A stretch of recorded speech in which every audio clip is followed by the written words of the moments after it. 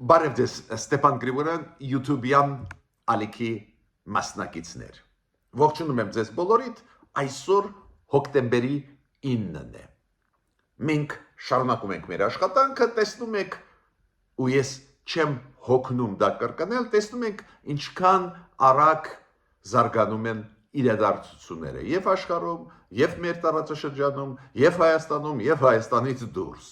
Ուրեմն անընդհատ մենք պետք է ուշադիր հետևենք, մեր գնահատականները տանք, ուսումնասիրենք ինֆորմացիան ու զինվենք այդ օբյեկտիվ ինֆորմացիայով։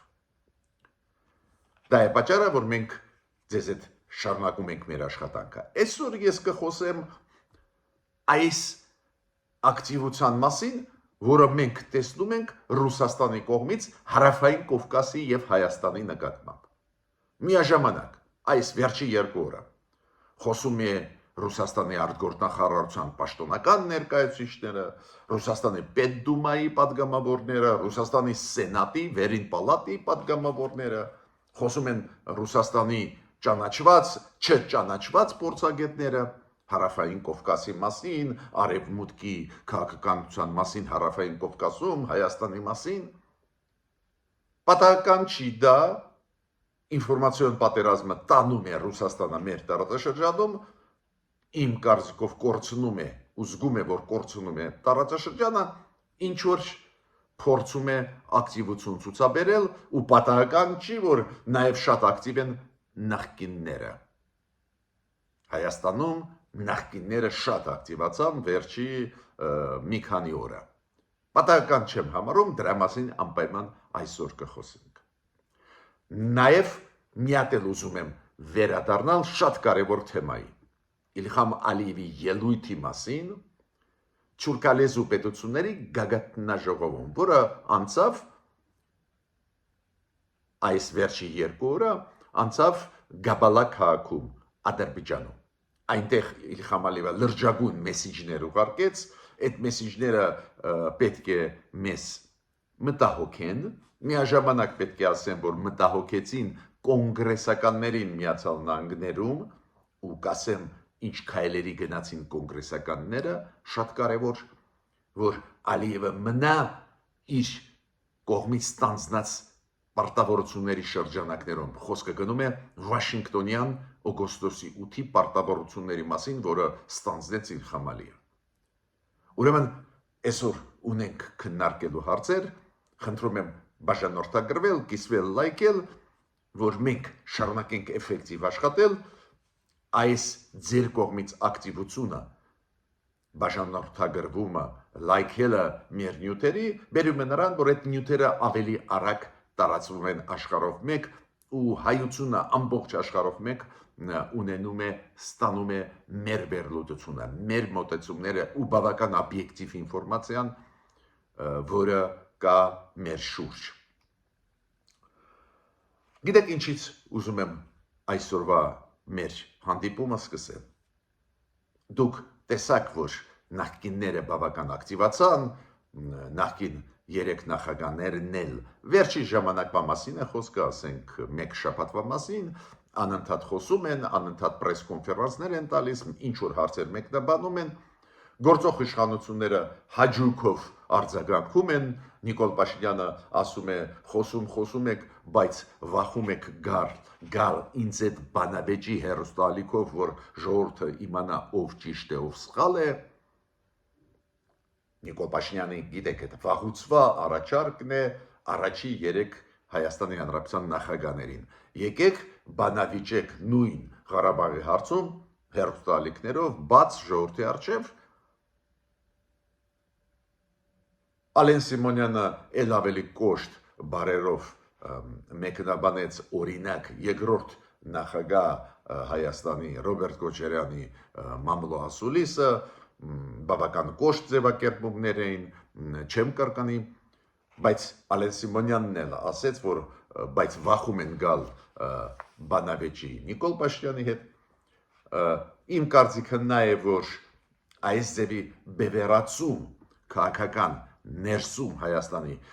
միգուցե եւ իշխանությանը եւ նախկիներին ձեռնտու է, ստացվում է, որ գլխավոր պայքարը իրանց մեջ է գնում, ուրեմն ձայները իրանք են հավաքելու ու ոչ մի այլընտրանքային ուժեր չեն ունենալու շանս հարթակում հայտնվել քաղաքական, միգուցե այստեղ պրագմատիկ մոտեցում է ցուցաբերում նաև իշխող ուժը, բայց ցանկացած դեպքում այդ բևեռացումը մենք տեսնում ենք այդ վեճերը։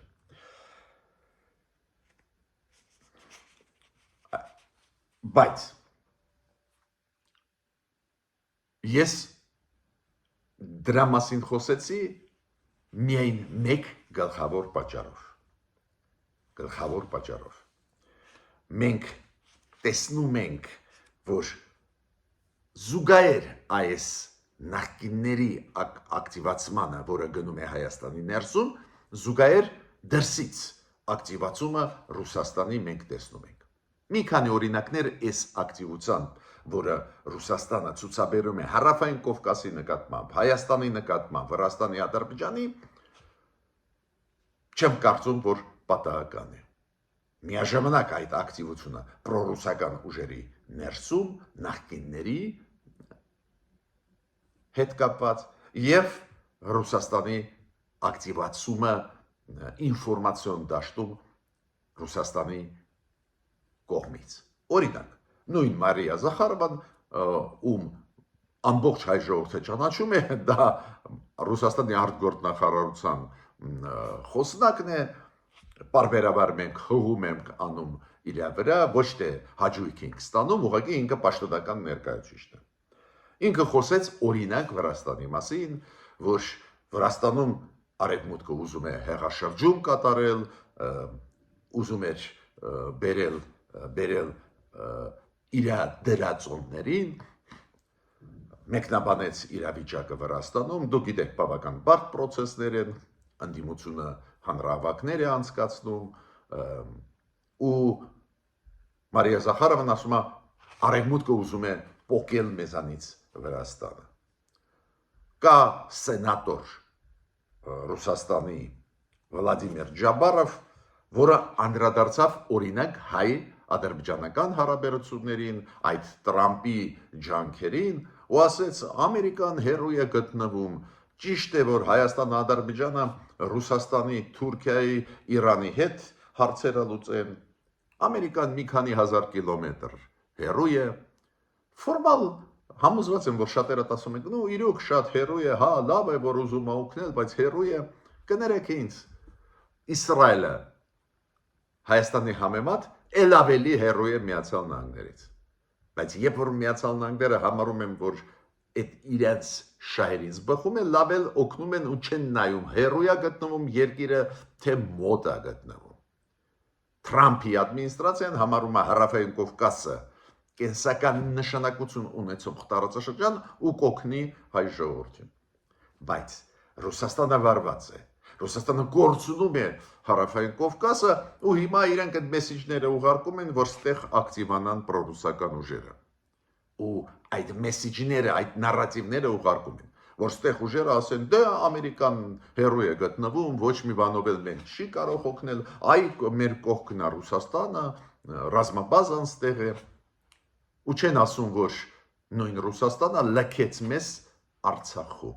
նույն Ռուսաստանը չաջակցեց մեզ, երբ որ 2022 թվականի սեպտեմբերին Ադրբեջանի զորքերը գրեթե հասան Ջերմուկ քաղաք։ Պարզ է այդ ռուսական նարատիվները, որ այլընտրանք չկա, որ Հարավային Կովկասում կայունություն միայն Ռուսաստանը կարող է կայացնել, ստեղծել, այս բոլոր նարատիվները տարածում են։ Ռուսաստանի Պետդումայի, ԱՊ երկրների հարցով կոմիտեի տեղակալը, իր անունը Վիկտոր Վոլոդացկի, ինքն էլ ասեց, որ Ադրբեջանը, Հայաստանը, Վրաստանը գտնվում են ուշադրության կենտրոնում Եվրոմիության։ Եվրոմիության պետությունների ագենտուրան գործում է այդ երկրներում, ուզում է մեզանից պոկել, ուզում է տանել իրանց Ուկրաինայի ճանապարհով։ Այդ մյուս նարատիվն է, որ այ նայեք, եթե դուք գնաք դեպի Եվրոմիություն, Ուկրաինայի ձեր գլխին կսարքենք։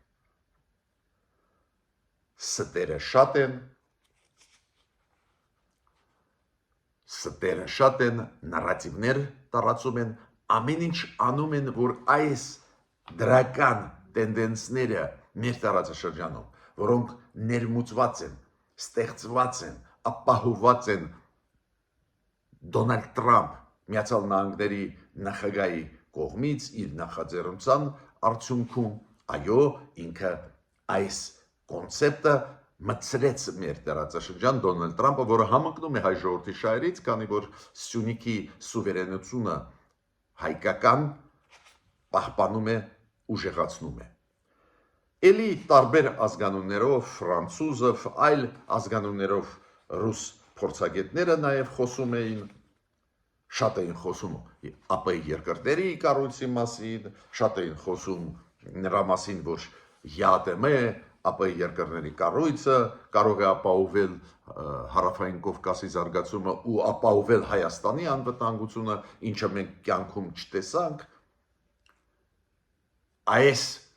մեծ թափով տասնյակ փորձագետների,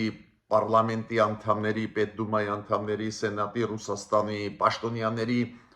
այս արշավը պատահական չի։ Ռուսաստանը իրոք տեսնում է, որ կորցնում է հարավային Կովկասը, հիմա ակտիվանում է ու գլխավոր նպատակը ունի ամեն ինչ անել, որ տապալվի Տրամփի ուղու այդ ծրագիրը։ Ներսում էլ Հայաստանի իրանց կլիենտուրան ունեն, ու այդ կլիենտուրան այս ամբողջ ռուսական նարատիվը ներստեղ տարածում է։ Մենք պետք է իմանանք դրա մասին, հասկանանք այդ process-ները ու պարզ է, որ իշխանությունները պետք է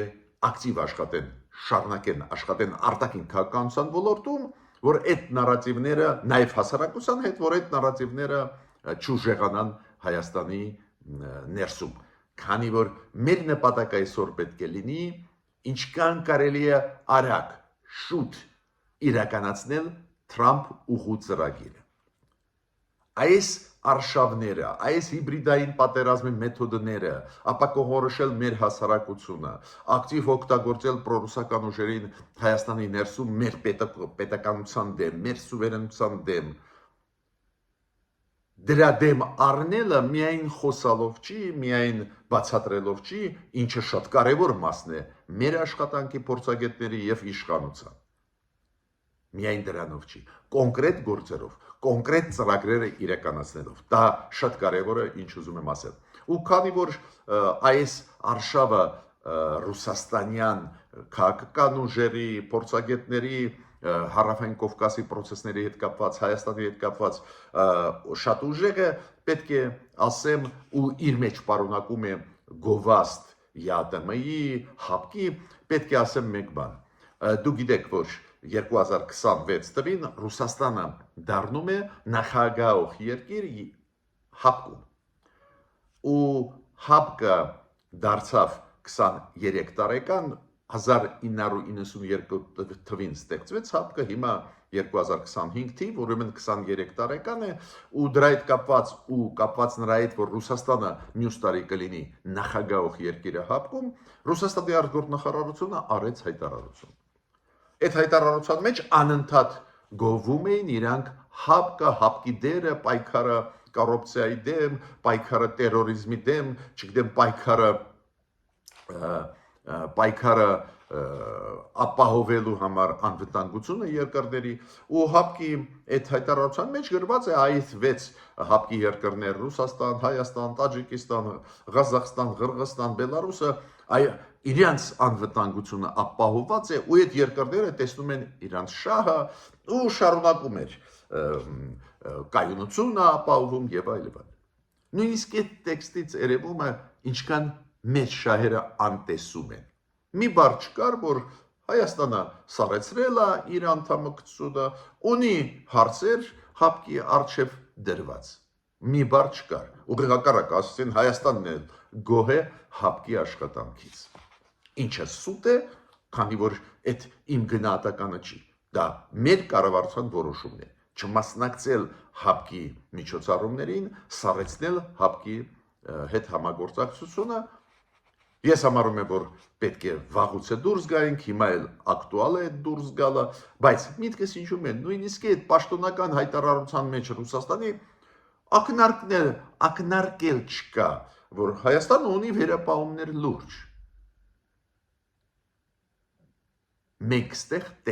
տեղ չունենք, մեր կարծիքը իրանց համար զերո է։ Ես պետք է շատ կարևոր լավ լուր ձեզ ասեմ, նախաբանում կարճ ասեցի, հիմա ուզում եմ ձեզ ուրախացնել, դու գիտեք, որ ԱՊ երկրների գագաթնաժողովը այսօր է անցնելու, այս վերջի 2-3 օրը Դուշանբեում, Տաջիկստանում ԱՊ երկրների հետ կապված պրոցեսներ են գնում, արտգործ նախարարների նիստ, պաշտպանության նախարարների նիստ, այսօր կլինի գագաթնաժողով, ԱՊ երկրների ղեկավարների նիստ, ու հիշում եք, ես շատ մտահոգված այդ հարցը 2 օր առաջ բարձրացրեցի, մեր կառավարությունը ոչ մի բան չի հայտարարում, հույսով եմ, որ Նիկոլ Փաշինյանը չի գնա, քանի որ գնալը, գիտեք, խառնաշփոթ իրավիճակ է ստեղծում, ու մեր կողմնակիցները Եվրոպայում, Ամերիկայում, այլ երկրներում ապակողմորոշվում են։ Ուրեմն Նիկոլ Փաշինյանը ունեցավ լրջագույն այցելություն Ստրասբուրգ, Եվրոխորհուրդ, մի քանի օր այնտեղ աշխատեց ղեկավարության հետ Եվրոխորհրդի, ունեցավ ելույթ ԵԽԽՎ-ում, լրջագույն մեսեջներ ուղարկեց ու պատկերացնում եք ինքը հիմա գնար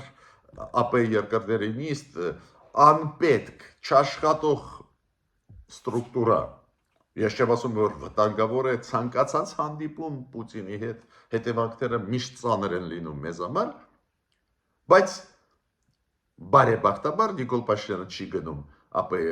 երկրների այդ գագաթնաժողով, որտեղից մենք իմացանք։ Երեք իմացանք, քանի որ մեր կառավարության մամլո խոսնակը հայտարարեց, որ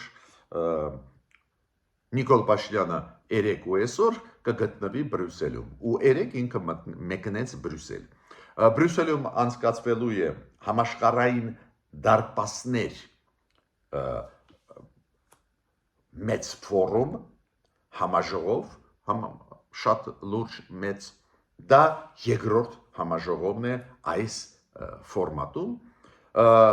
շատ լավ լուր է, ողջունում եմ, որ Նիկոլ Փաշինյան գնաց Բրյուսել, այլ ոչ թե ԱՊ երկրների գագաթնաժողով, ի տարբերություն Նիկոլ Փաշինյանի, ԱՊ երկրների գագաթնաժողով գնում է Իլհամ Ալիևը։ Ինքը այսօր կլինի Դուշանբեում ու այսօր էլ ինքը կհանդիպի, բացի մասնակցությանը ԱՊ երկրների գագաթնաժողովին, նաև ինքը կունենա հանդիպում Պուտինի հետ։ Ես պետք է ասեմ, որ Նիկոլ Փաշինյանը նաև պլանավորում է հոկտեմբերի 22-ին մինչև 23-ը գտնվել Թիֆլիսում։ Թիֆլիսում անցկացնում է, եթե չեմ սխալվում, 5-րդ անգամ մեծ համաժողով, մեծ ֆորում, որը կոչվում է Մետաքսե ճանապարհ։ Վրաստանը այդ հարցով ակտիվ է, դուք գիտեք, Ադրբեջանից Վրաստան դեպի Թուրքիա, դեպի Եվրոպա աշխատում են խողովակներ, գազի, նավթի, այդ կաբելային մալուխներ, կաբելային ծրագրեր, ու այս Մետաքսե ճանապարհ ծրագրի մեջ Վրաստանը կա, ակտիվ է, շատ կարևոր է, որ Նիկոլ Փաշինյանը կմասնակցի, Ադրբեջանից Ալիևը չի լինի, կլինի Ադրբեջանի վարչապետ Ալի Ասադովը, բայց գլխավոր միտքս ինչու՞մ է, այս պրոցեսները ապաշրջափակման հետ կապված, կոմունիկացիոն ծրագրերի հետ կապված, եթե մենք գնում ենք դեպի խաղաղություն ու գնում ենք դեպի խաղաղություն, ու գոնե մենք գնում ենք հայերս, քանի որ նաև կան առաջընթաց կա, ինչքան մենք մտահոգված չլինենք Ալիևի ասածներից, ինչ որ առաջընթաց կա, պարզ է, դու պետք է ակտիվ աշխատես տարբեր ծրագրերի շրջանակներում եւ հարևան երկրների հետ եւ մեծ ֆորումների մասնակից լինես։ Ուրեմն դա ողջունում եմ ես։ Հիմա ինչ ասե Նազելի Բաղդասարյանը, պրես քարտուղարը մեր վարչապետի։ Ինքը ասեց, որ այս Զանգեզուրի Միչանսկ եզրույթը հաճախ օգտագործվում է Իլհամ Ալիևի կողմից, բայց դա ոչ մի կապ չունի այն մասի, այն ծրագրի, Տրամպի ծրագրի կապված մեր տարածաշրջանի ապաշրջապատման հետ։ Ուրեմն Զանգեզուրի Միչանսկ, եթե ինքը ասում է, ես ավելի ազատ լեզվով եմ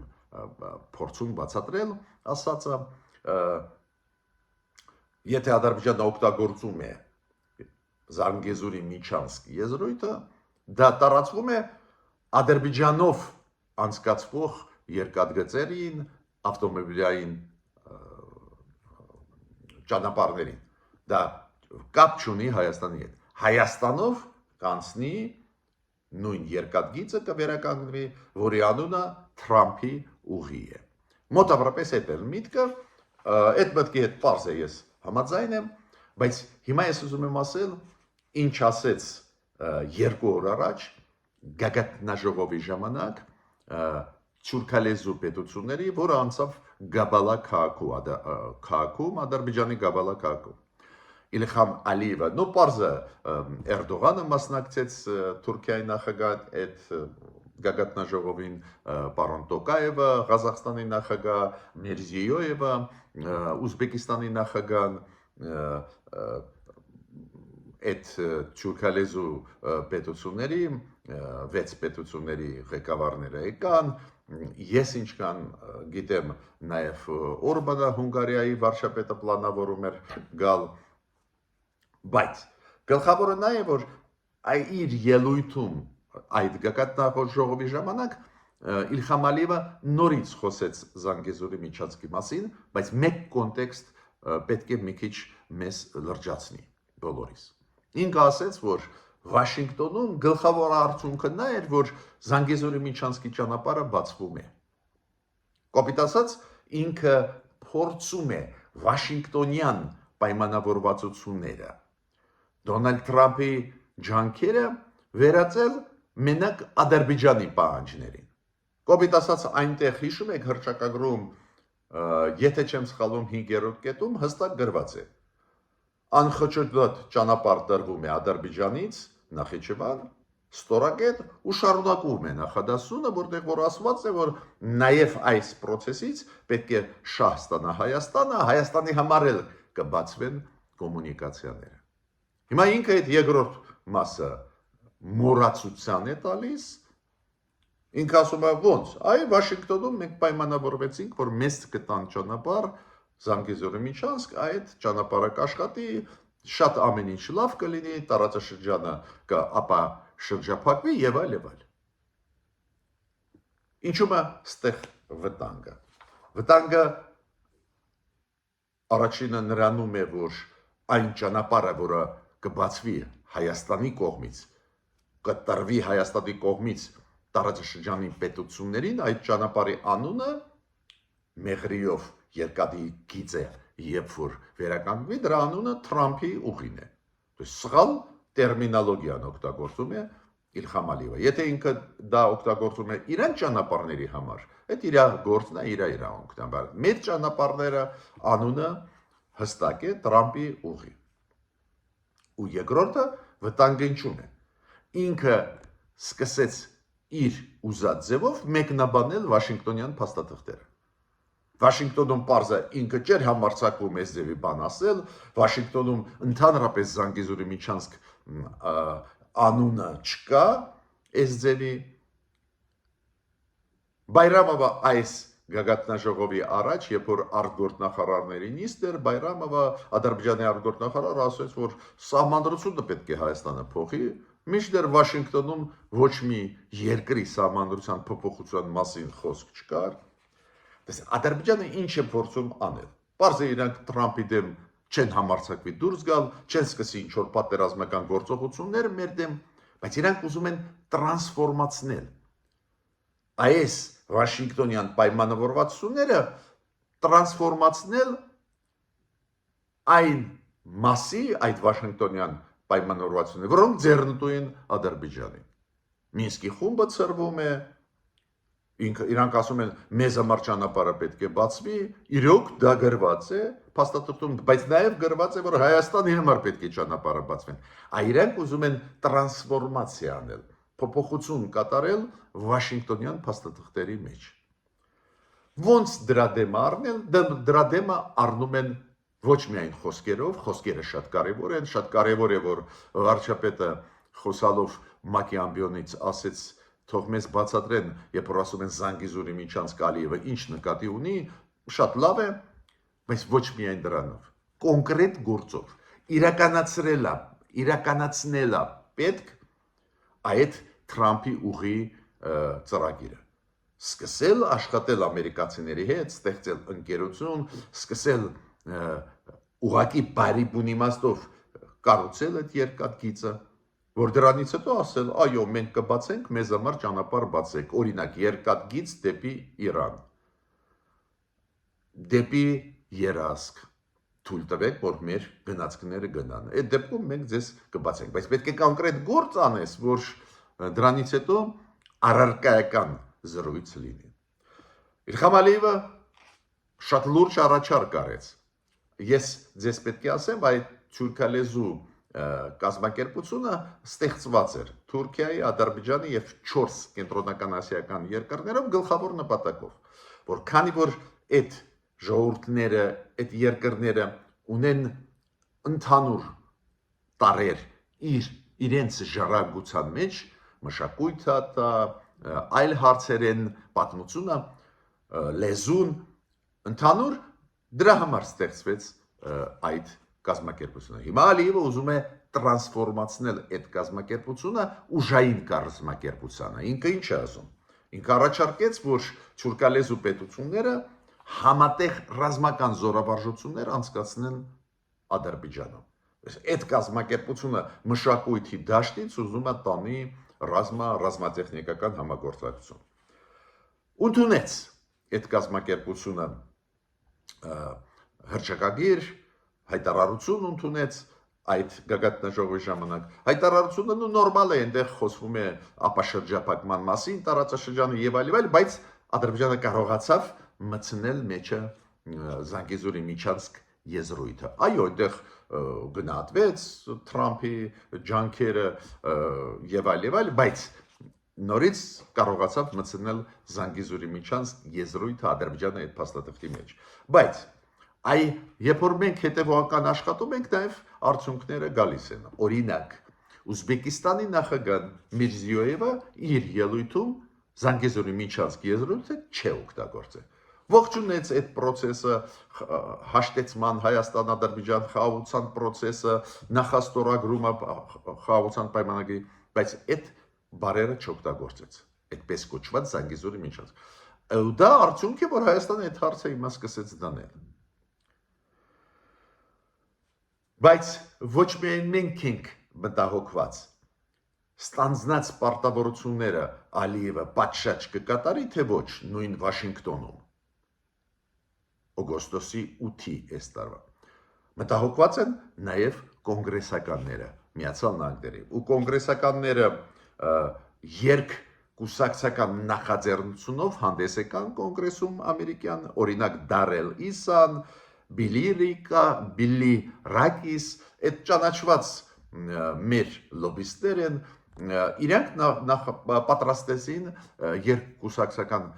նախաձեռնություն, օրենսդրական ակտ, որով հիմա մտնում են կոնգրես, որ կոնգրեսի համաձայն օրենք ընդունվի, որ Ալիևը չկարողանա շրջանցել Վաշինգտոնյան հռչակագրում ֆիքսված փաստաթղթերը։ Ամբողջ հիմա տեքստի մասին չեմ խոսալու, պարզ է այնտեղ կա կետ, որ հայ գերիները Ադրբեջանից պետք է ազատ արձակվեն, Ալիևը պարտավոր է, քանի որ խաղաղության process է գնում, չէ, ուրեմն հումանիտար հարցերը պետք է լուծվեն, այնտեղ խոսքը գնում է նաև նրանով, որ բացառի Ալիևը հարձակում Հայաստանի վրա, ու ոչ միայն Ալիևի համար բացվեն ճանապարհները, նաև Հայաստանի համար նյուանսներով, ես հիմա չեմ խորանում այդ նյուանսների մեջ ուղղակի շատ գրագետ տեքստ պահանջ։ Իրենք կոնգրեսականները ինչ են ասում, նաև հանրապետականները, ովքեր կուսակիցն են Դոնալդ Թրամփը։ Իրանք ասում են Դոնալդ Թրամփին, այո, դու նախաձեռնել ես, մենք ողջունում ենք Վաշինգտոնյան բանակցությունները Հայաստան-Ադրբեջան, բայց հիմա հետևի, որ Ադրբեջանը հարգի խաղի կանոնները։ Ես այսօրվա իմ ելույթը ավարտեցի, խնդրում եմ ձեզ բաժանորդագրվել, կիսվել, լայքել։ Մինչ նոր հանդիպումներ։